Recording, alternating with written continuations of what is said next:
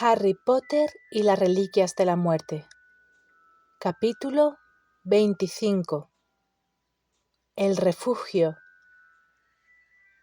La casita de Bill y Flor, de paredes encaladas y cubiertas de conchas incrustadas, se alzaba aislada en lo alto de un acantilado que daba al mar. Era un lugar precioso, pero solitario. En cualquier sitio de la pequeña casa o del jardín que estuviera, Harry oía el constante flujo y reflujo de la marea, semejante al respirar de una criatura enorme y apaciblemente dormida.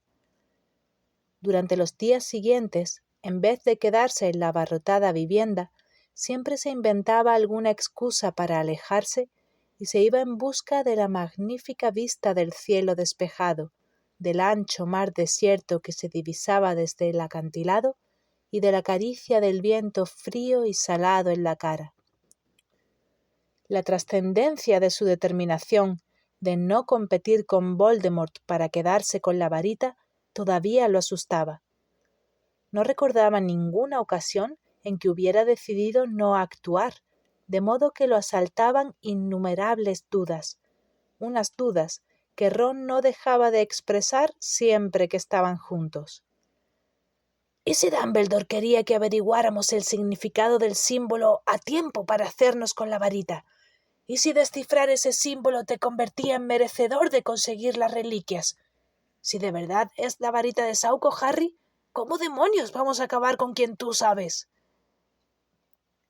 Harry no tenía respuestas, y además había momentos en que se preguntaba si había sido una absoluta locura no haber intentado impedir que Voldemort profanara la tumba. Ni siquiera era capaz de explicar de forma satisfactoria por qué había decidido no hacerlo, y cada vez que trataba de reconstruir los argumentos internos que lo habían llevado a esa conclusión, estos le parecían menos convincentes. Lo raro era que el apoyo de Hermione le hacía sentirse tan confuso como cuando Ron le planteaba sus dudas. Por su parte, Hermione, a quien ya no le quedaba más remedio que aceptar que la varita de Sauco existía, afirmaba que ésta era un objeto maldito y que el método utilizado por Voldemort para obtenerla había sido tan repugnante que ellos no podían ni planteárselo. «Tú jamás habrías podido hacer eso, Harry», decía una y otra vez. «Tú jamás habrías profanado la tumba de Dumbledore». Pero pensar en el cadáver de Dumbledore asustaba a Harry mucho menos que la posibilidad de que hubiera entendido mal las intenciones del anciano profesor en vida. Era como si aún se moviera a tientas en la oscuridad. Había elegido un camino, sí, pero seguía mirando atrás, preguntándose si habría malinterpretado las señales y si no debería haber hecho lo contrario. De vez en cuando volvía a enfurecerse con Dumbledore, y su rabia era tan potente como las olas que rompían contra el acantilado bajo la casita, una ira que el profesor no le había explicado antes de morir. «¿Pero seguro que está muerto?», preguntó Ron cuando ya llevaban 3 días en el refugio. Harry estaba absorto mirando por encima del muro que separaba el jardín del acantilado cuando se presentaron Ron y Hermione. Él habría preferido que no lo hubieran encontrado, porque no quería participar en su discusión. «Sí, Ron, claro que está muerto», dijo la chica. «No volvamos a empezar, por favor». «Bien, pero observa los hechos, Hermione», dijo Ron, aunque era como si hablara con Harry, que seguía contemplando el horizonte. La cierva plateada, la espada, el ojo que Harry vio en el espejo. Harry ya ha admitido que lo del ojo pudo imaginárselo, ¿no es así, Harry? Sí, así es, confirmó el chico sin mirarla. Pero no crees que te lo imaginaras, ¿verdad?, preguntó Ron. No, no lo creo. Pues ya está, se apresuró a decir Ron antes de que Hermione replicara. Si no era Dumbledore, explícame cómo supo Dobby que estábamos en el sótano, Hermione.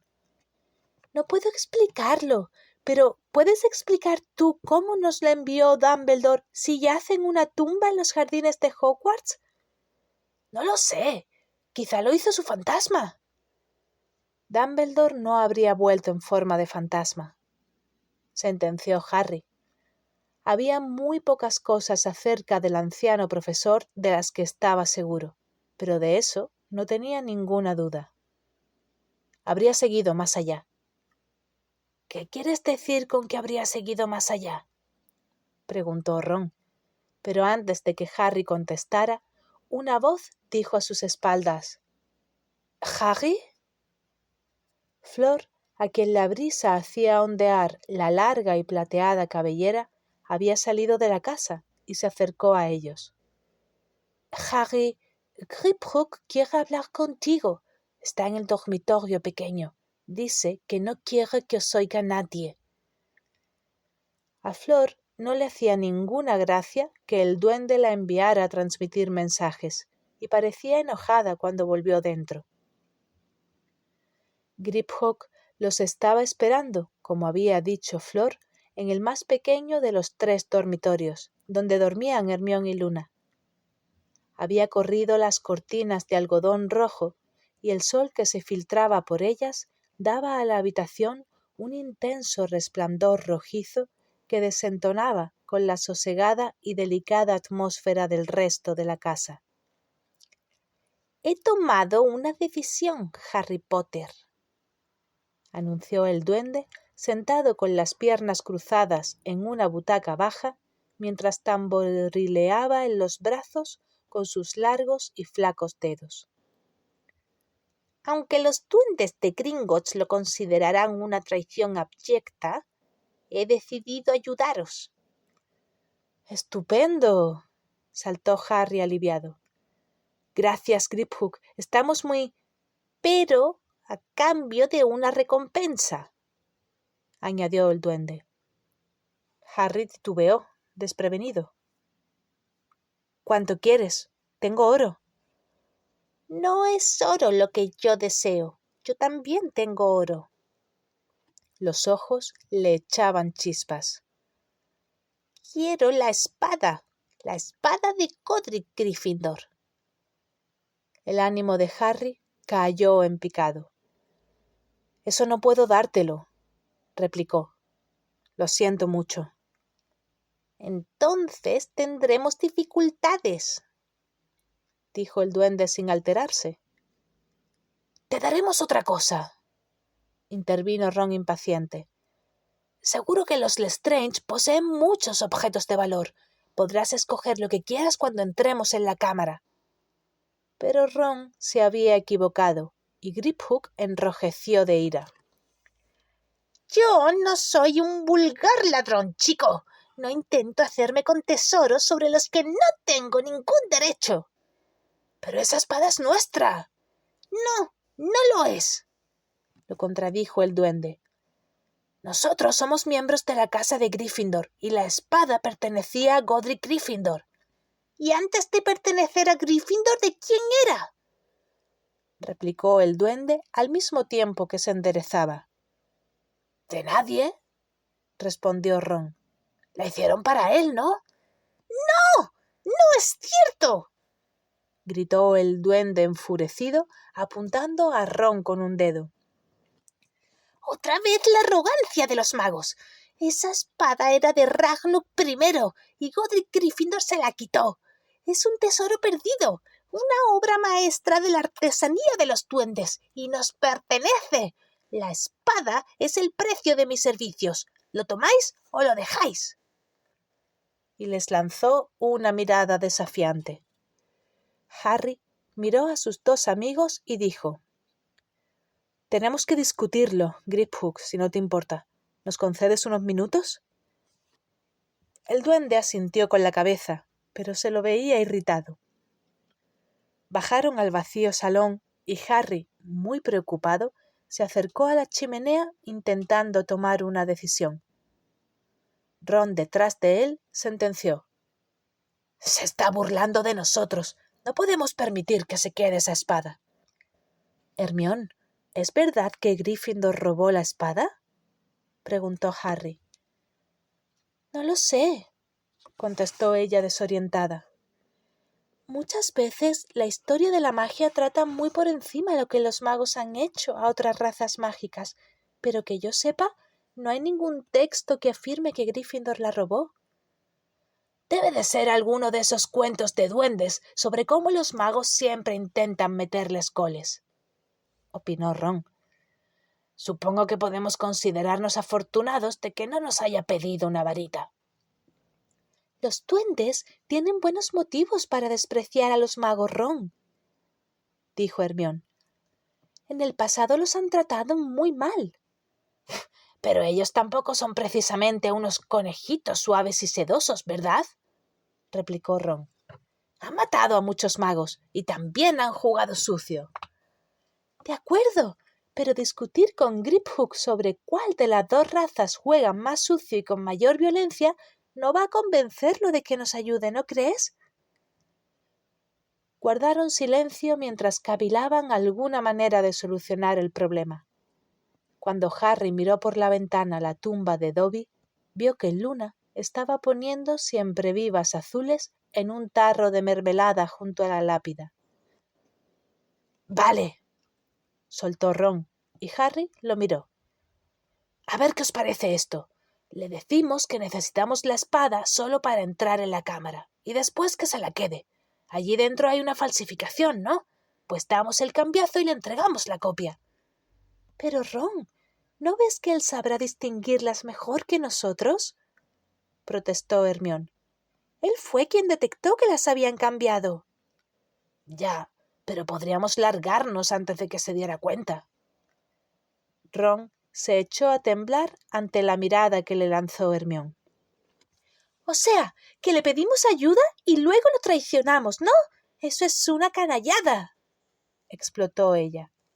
«¿Y después dices que no entiendes por qué a los duendes no les gustan los magos?» Al chico se le pusieron las orejas coloradas. Está bien. Es lo único que se me ocurre. ¿Qué solución propones tú?» «Tenemos que ofrecerle otra cosa, algo que tenga un valor equiparable». «Ah, genial. Voy a buscar otra de nuestras antiguas espadas fabricadas por duendes y tú se la envuelves para regalo». Volvieron a guardar silencio. Harry estaba convencido de que el duende no aceptaría otra cosa que no fuera aquella espada, aunque encontraran algo igual de valioso que ofrecerle. Sin embargo, era la única e indispensable arma de que disponían contra los horrocruxes. Cerró los ojos un momento y se quedó escuchando el sonido del mar. La posibilidad de que Gryffindor hubiera robado la espada no le gustaba. Él siempre se había sentido orgulloso de pertenecer a esa casa. El mago fundador había sido el defensor de los hijos de Muggles y quien se había opuesto a los fanáticos de la sangre limpia de la casa de Slytherin. «Es posible que Griphook nos esté mintiendo», dijo por fin abriendo los ojos. «Tal vez Gryffindor no robó esa espada. ¿Cómo sabemos que la versión de la historia que tienen los duendes es la correcta?» «¿Qué importa eso?», repuso Hermione. «Para mí es importante. Se trata de algo personal», dijo Harry y respiró hondo. «Le diremos que podrá quedarse la espada después de ayudarnos a entrar en la cámara, pero evitaremos decirle exactamente cuándo se la daremos». Ron esbozó una lenta sonrisa. Hermione, en cambio, pareció alarmada y protestó. «Harry, no podemos...» «Se la quedará cuando la hayamos utilizado para destruir todos los horrocruxes. Me aseguraré de que entonces la recupere. Cumpliré mi palabra». «Pero podrían pasar años», objetó Hermione. «Ya lo sé, pero no es necesario que él lo sepa. En realidad no le diré ninguna mentira». Harry la miró con una mezcla de rebeldía y vergüenza al recordar las palabras grabadas en la entrada de Nurmengard. «Por el bien de todos». Pero apartó esa idea. porque ¿qué alternativa tenían? No me gusta, dijo Hermione. A mí tampoco me gusta mucho, admitió Harry. Pues yo creo que es una idea genial, afirmó Ron, y se puso en pie. Vamos a proponérselo. Volvieron al dormitorio pequeño, y Harry planteó al duende la oferta en los términos acordados sin determinar el momento de la entrega de la espada. Mientras él hablaba, Hermione miraba al suelo con el entrecejo fruncido y Harry se molestó, porque temió que esa actitud los delatara. Sin embargo, Griphook solo le prestaba atención a él. ¿Me das tu palabra, Harry Potter, de que si te ayudo me entregarás la espada de Gryffindor? Sí, te la doy. Entonces démonos la mano, ofreció el duende. Harry le estrechó la mano, aunque se preguntó si los ojos del hombrecillo detectarían algún recelo en los suyos. Griphook lo soltó, dio una palmada y exclamó: «Bueno, manos a la obra». Fue como planear otra vez la entrada en el ministerio. Se pusieron a trabajar en el mismo dormitorio, quedándose en penumbra porque el duende así lo prefería.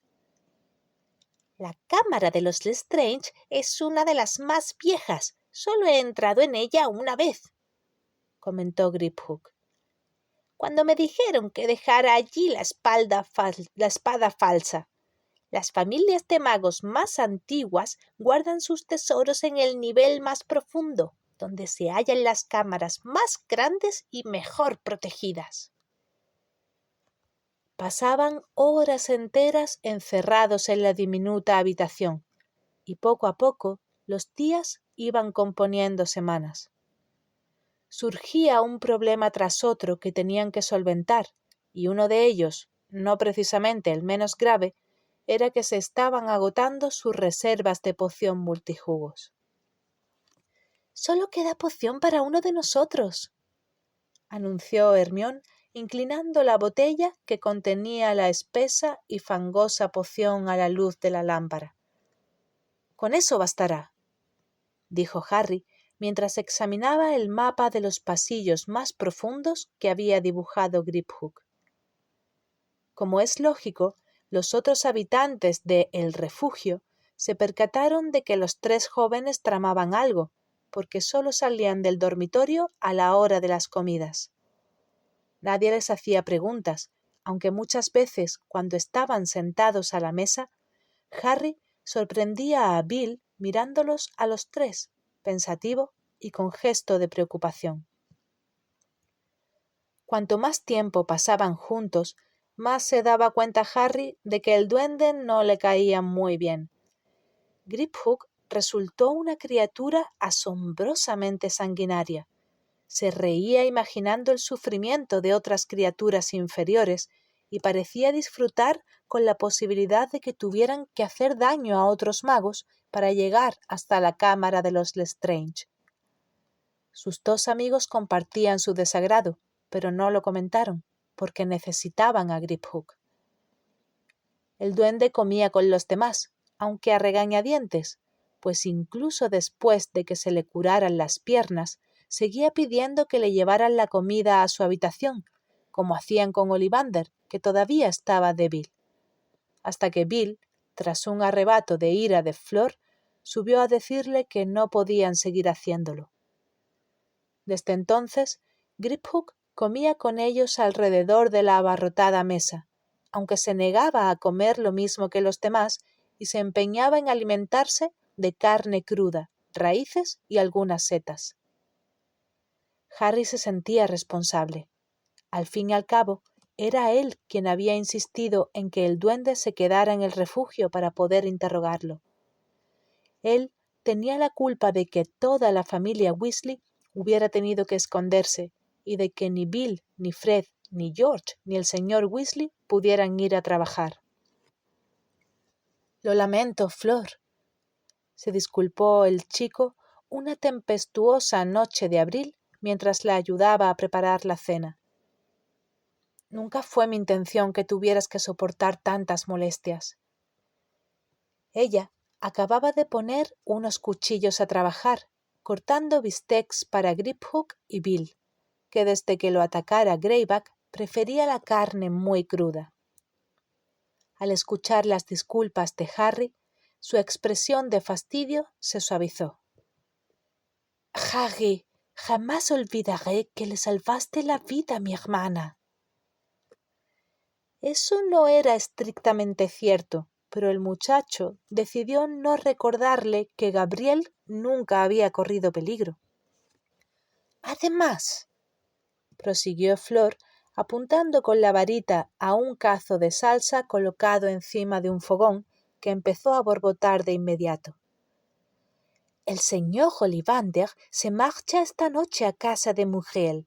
Eso facilitará las cosas, así que el duende», añadió frunciendo un poco el entrecejo, «puede instalarse abajo y Ron, Dean y tú podéis ocupar esa habitación». «No nos importa dormir en el salón», aseguró Harry, pues sabía que a Griphook no iba a hacerle ninguna gracia tener que ocupar el sofá. Que el duende estuviera contento era fundamental para sus planes. «No te preocupes por nosotros». Y al ver que Flor se disponía a protestar, agregó: «Además, Ron, Hermione y yo pronto te dejaremos en paz también. No tendremos que quedarnos mucho tiempo aquí». «¿Qué quieres decir?», se extrañó ella, mientras apuntaba con la varita a una cazuela suspendida en el aire. «No debéis marcharos. Aquí estáis a salvo».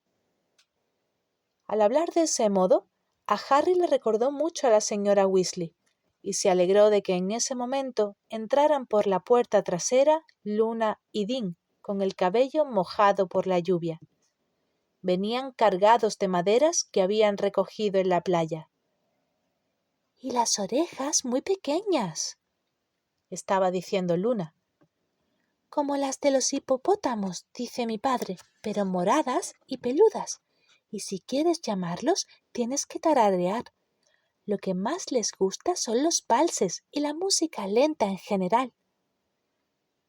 Dean, que parecía un poco agobiado, hizo un elocuente gesto al pasar al lado de Harry, pero fue tras Luna hasta el salón comedor, donde Ron y Hermione estaban preparando la mesa para la cena. Aprovechando la ocasión de eludir las preguntas de Flor, Harry cogió 2 jarras de zumo de calabaza y los siguió. «Y si alguna vez vienes a mi casa, te enseñaré el cuerno. Mi padre me escribió contándome de él, pero todavía no lo he visto, porque los mortífagos se me llevaron del expreso de Hogwarts y no pude ir a mi casa por Navidad», proseguía Luna, mientras Dean y ella encendían el fuego de la chimenea. «Ya te lo hemos dicho, Luna», le comentó Hermione. «Ese cuerno explotó y no era de Snorkack de cuernos arrugados, sino de Erumpent». «No, era un cuerno de Snorkack», insistió Luna con calma. «Me lo dijo mi padre. Seguramente ya se habrá reparado, porque se arreglan por sí mismos». Hermione sacudió la cabeza y continuó repartiendo tenedores. Por la escalera apareció Bill precediendo al señor Ollivander, que todavía estaba muy débil y se aferraba al brazo del chico, que lo ayudaba a bajar y le llevaba la enorme maleta. «Voy a echarlo mucho de menos, señor Ollivander», dijo Luna acercándose al anciano. «Y yo a ti, querida». Le dio unas palmaditas en el hombro.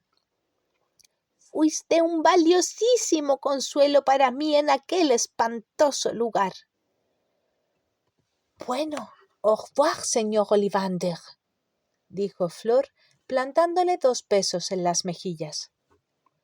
«¿Podría hacer el favor de entregarle este paquete a tía Muriel? Todavía no le he devuelto la diadema».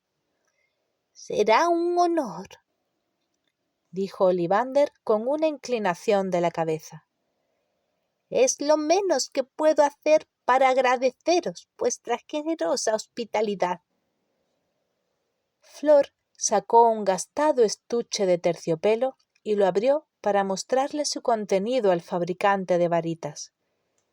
La diadema destelló a la luz de la lámpara que pendía del techo. «¡Ópalos y diamantes!», observó Griphook, que había entrado sigilosamente en la habitación, sin que Harry lo viera. «Hecha por duendes, ¿verdad?». «Y pagada por magos», replicó Bill, y el duende le lanzó una rápida mirada desafiante. Un fuerte viento azotaba las ventanas de la pequeña vivienda cuando Bill y Ollivander emprendieron la marcha.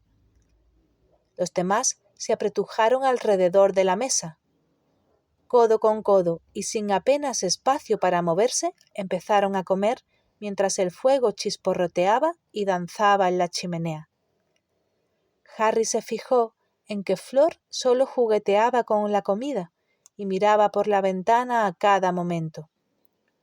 Por fortuna, Bill regresó antes de que hubieran terminado el primer plato, aunque el viento le había enredado el largo cabello. «Todo ha ido bien», le dijo a Flor. «Ollivander ya está instalado en casa de tía Muriel y mis padres te mandan saludos. Ginny os envía recuerdos a todos. Fred y George están sacando de quicio a Muriel porque todavía dirigen su negocio mediante el servicio de envío por lechuza desde un cuartito. Pero recuperar su diadema la ha animado un poco. Me ha dicho que creía que se la habían robado». «¡Ah! Tu tía es charmante», dijo Flor ceñuda. Agitó la varita e hizo que los platos sucios se elevaran y se amontonaran en el aire. Entonces los cogió y salió del comedor.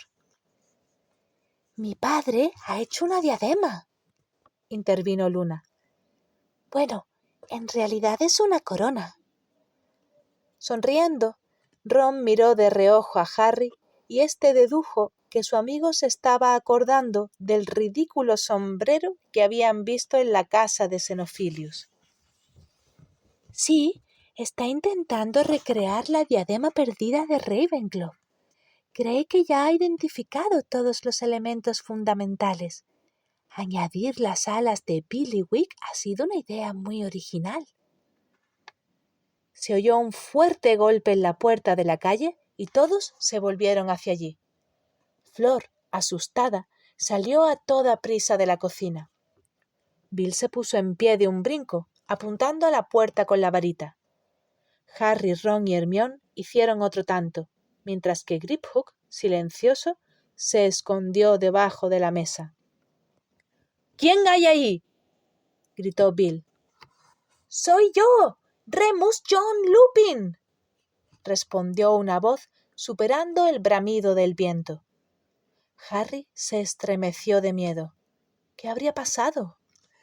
«Soy un hombre lobo. Estoy casado con Ninfadora Tonks y tú, el guardián de los secretos del refugio, me revelaste la dirección y me instaste a venir aquí en caso de emergencia».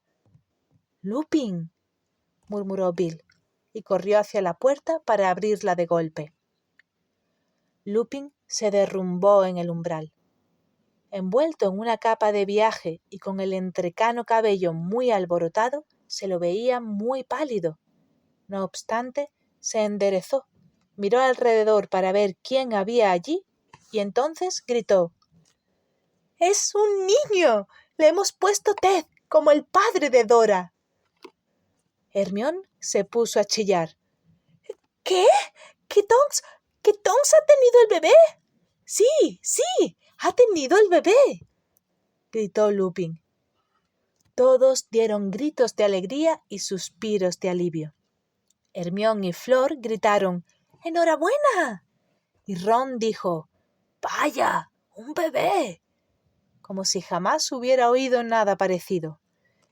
«Sí, sí, es un niño», repitió Lupin, que parecía aturdido de felicidad. Rodeó la mesa dando zancadas y abrazó a Harry.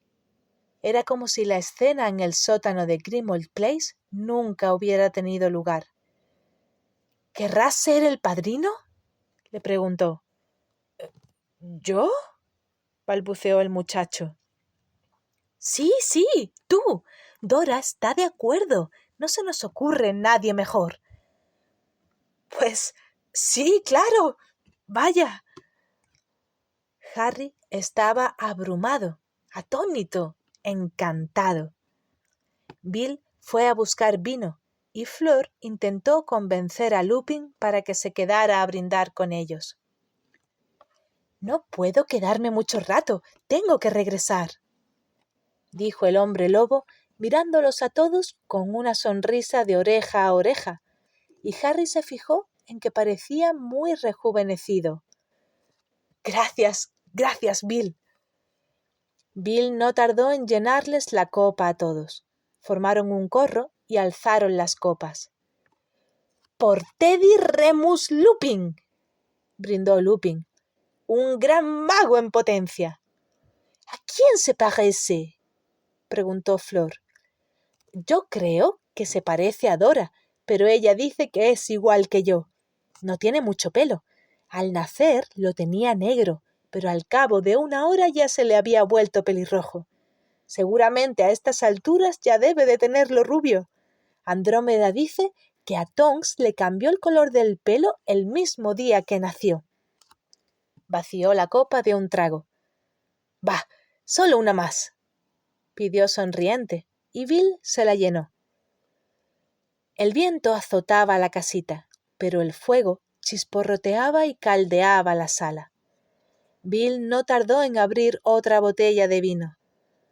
La noticia de Lupin había logrado que se olvidaran de sus problemas y los había liberado un rato de su estado de sitio. La buena nueva de un nacimiento resultaba estimulante. Al único que parecía no afectarle aquel repentino ambiente festivo era al duende, quien poco después se retiró al dormitorio que ahora ocupaba él solo. Harry creyó que él era el único que se había fijado, pero vio que Bill lo seguía con la mirada mientras subía por la escalera.